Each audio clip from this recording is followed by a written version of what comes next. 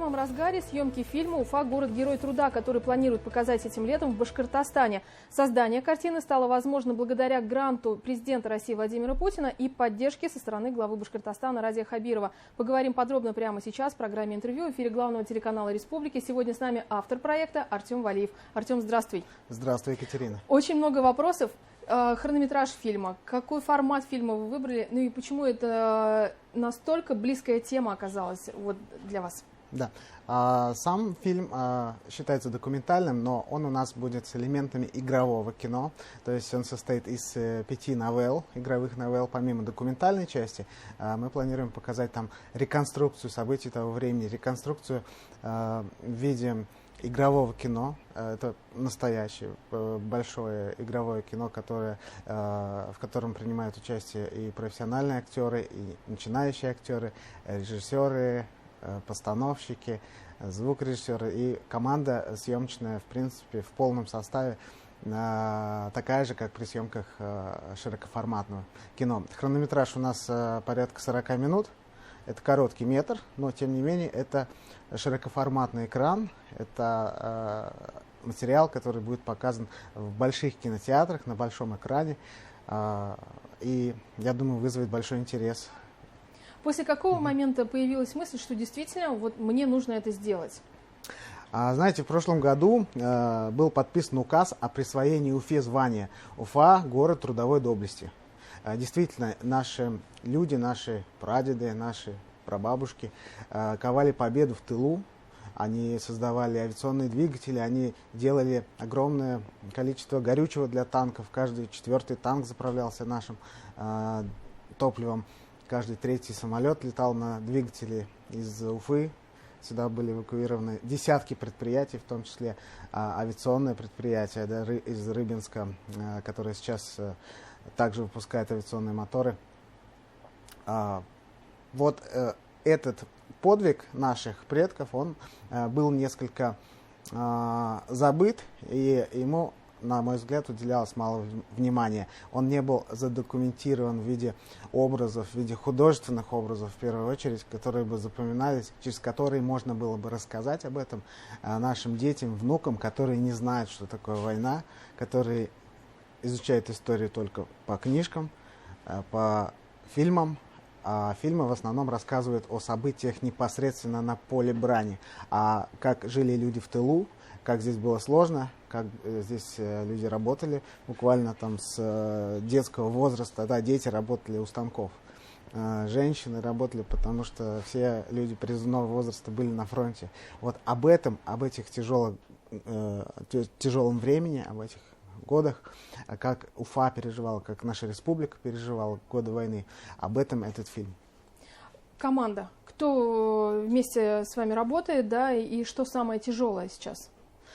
Команда у нас большая, но помимо тех, кто на профессиональной основе работает в нашей команде, это режиссер, постановщик, звукорежиссер, ну и вот вся остальная команда, которая необходима для продакшн. Помимо этого нам помогает огромное количество волонтеров. Все наши актеры, они фактически это волонтеры, потому что они по гранту они ничего не получают. То есть они работают фактически бесплатно для того, чтобы этот проект получился, для того, чтобы передать ту атмосферу. Мы также много привлекаем непрофессиональных актеров. Вот, они все загорелись этой идеей, они все мы вместе воплощаем эту идею. Всего задействовано вот с учетом наших помощников, с учетом того, что нам, например, МЧС предоставила вот на предпоследнем съемочном дне полевую кухню. Да, просто надо же кормить, там большие массовые сцены были. И съемки длились 18 часов в Бирске.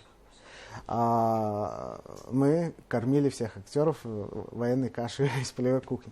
Вот. С учетом всех людей, кто нам помогает, больше 100 человек принимает участие в работе над этим проектом. Всем спасибо, кто помогает. И проект вызывает очень большой резонанс, как ты к людям обращаешься, говоришь, рассказываешь об этом проекте, сразу возникает желание помочь этому проекту. Потому что близко очень тема, очень близкая. Атмосфера какая у вас царит во время съемок? На съемочной площадке очень такая, с одной стороны, рабочая атмосфера, с другой стороны, достаточно тяжело же вот по 18 часов, да, работать.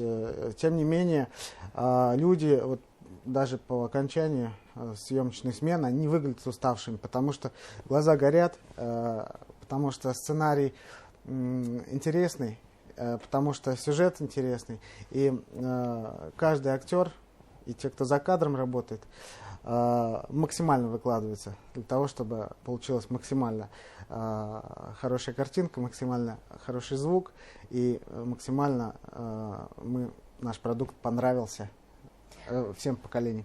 Артем, обычно создатели фильмов держат в секрете до последнего, до премьеры все, что должны увидеть зрители, да? Можно ли какие-то эксклюзивные моменты рассказать вот прямо сейчас в эфире БСТ? Ну, здесь я могу что сказать. Мы 5 новелл, разбили фильм на 5 новелл. Это каждая новелла посвящена определенной теме. Например, эвакуационные госпитали, которые мы снимали в Бирске. У нас было порядка 29 эвакуационных госпиталей в Уфе. Они работали в обычных школах, потому что больниц не хватало. Уфа был тогда не очень большой город, он удвоил свое население как раз во время войны за счет эвакуации предприятий.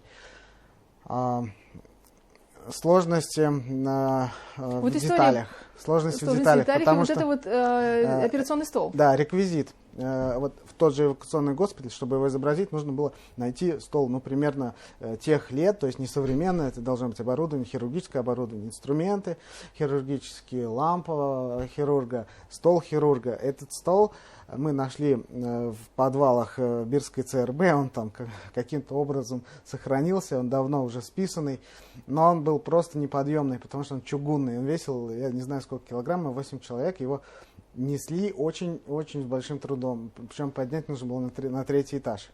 Вот, а потом спустить — это отдельная история. То есть вот всегда возникают какие-то такие сложности. Сложнее всего найти этот реквизит, да, потому что еще сложнее с ним обращаться. Потому что у нас есть реквизит, который мы берем из музея. Например, настольная лампа — это музейный экспонат. С ним обращаться нужно буквально в перчатках, да, его поставить только, включить, он работающий, этот реквизит, и все, и не дышать над ним. То есть подстаканники военного времени были взяты из музея, они тоже все пронумерованы, все на обратной стороне отмаркированы как музейные экспонаты. Вот тоже ими прямо вот очень аккуратно нужно.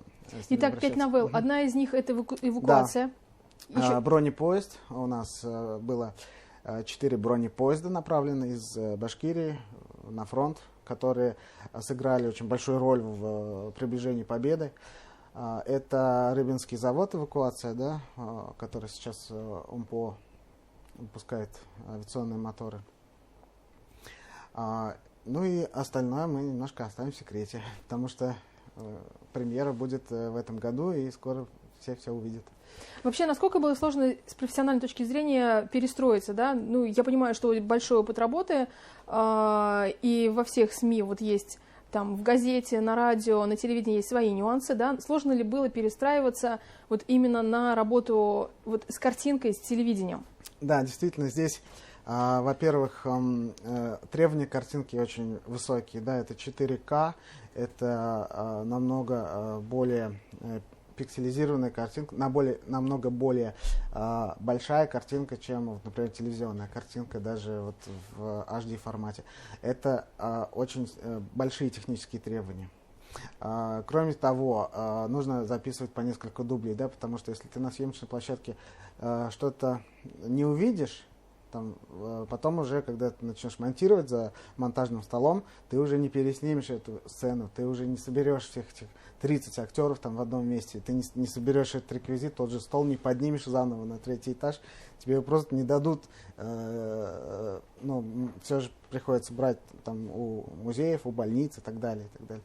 Вот, и поэтому приходится делать, вплоть там до 20 дублей каждого, буквально каждые там несколько секунд, которые войдут в фильм, они делаются с большим резервом. Артем, представим, что премьера состоялась, да, проект удался, вот при каких обстоятельствах можно будет так думать? Мы планируем, помимо премьеры у нас в республике, это будет кинотеатр «Родина», потом он поедет, фильм поедет по всем кинотеатрам нашей республики. Мы планируем также федеральную премьеру в Москве на кинофестивале имени Ланового. Это кинофестиваль военно-патриотического кино. Он будет в этом году впервые проходить в Москве. Вот, мы туда заявились и планируем попасть в программу. Кроме того, фильм будет размещен в интернете, в YouTube, на других площадках, в социальных сетях.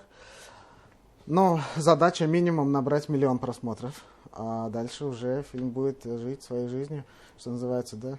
Желаем удачи. Я думаю, с такими планами все удастся и даже будет не 1 миллион просмотров. Спасибо большое. Спасибо, Артем. Сегодня гостем программы «Интервью» в эфире главного телеканала республики был автор проекта картины «Уфа. Город-герой труда» Артем Валиев. Оставайтесь на БСТ, не переключайтесь.